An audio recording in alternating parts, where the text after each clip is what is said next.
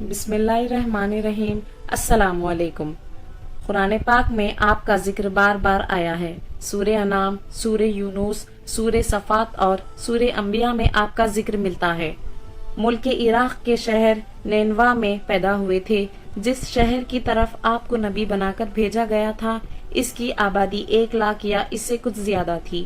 آپ بھی لوگوں کو بت پرستی سے منع فرماتے تھے اور ایک اللہ کی عبادت کی تعلیم دیتے رہے، برائیوں سے منع کرتے اور اچھائیوں کی ہدایت کرتے۔ اس بات سے آپ کی قوم آپ کی دشمن ہو گئی۔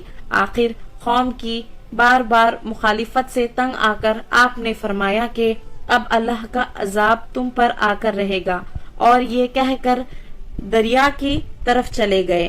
ایک کشتی جانے کے لیے تیار تھی، اس پر سوار ہو کر روانہ ہو گئے۔ جب کشتی بیچ دریا میں پہنچی تو رک گئی۔ کشتی چلانے والے نے کہا کہ کشتی میں کوئی غلام ہے جو اپنے مالک سے بھاگ کر آیا ہے، جب تک وہ نہیں اترے گا کشتی نہیں چلے گی۔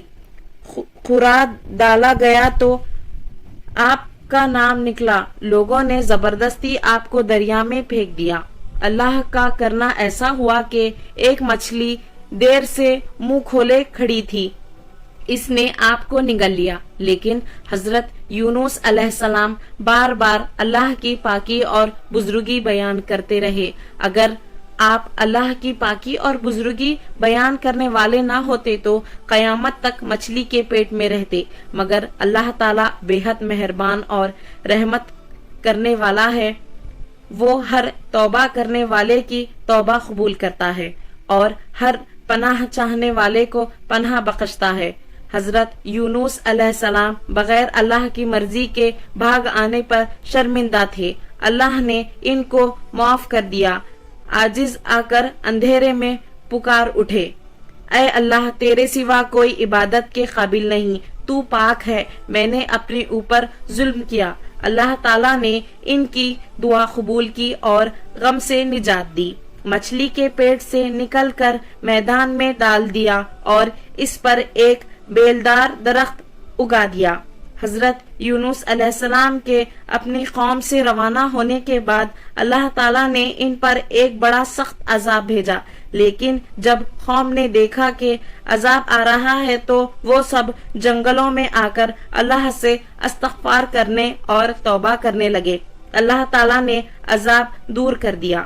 حضرت یونس علیہ السلام اچھے ہو کر دوبارہ قوم کے پاس آئے تو وہ ان کے انتظار میں تھے، چونکہ انہوں نے اپنی آنکھوں سے عذاب دیکھ لیا تھا، اس لیے سب کے سب ایمان لے آئے اور صدیوں تک ایمان و چین سے رہے۔ اس طرح اللہ کا وعدہ پورا ہوا کہ جو لوگ ایمان لائیں گے ان کو میں خوب رزق دوں گا اور برکتیں عطا کروں گا۔ چنانچہ قوم یونس علیہ السلام سے تمام عذاب اور تکلیف دور ہو گئی جو حضرت یونس علیہ السلام کی بددعا اور ناراضگی کی وجہ سے ان پر مسلط ہو گئی تھی۔ حضرت یونس علیہ السلام نے مچھلی کے پیٹ میں جو دعا کی، یعنی لا الہ الا انت سبحانک انی کنت من الظالمین، اب جب کوئی مصیبت یا آفت نازل ہوتی ہے تو اس کو پڑھا جاتا ہے، اللہ پاک اس کی برکت سے آفت کو دور کر دیتا ہے۔ ایسے ہی اسلامک واقعات کے لیے صفوان اسلامک ورلڈ کو سبسکرائب کریں۔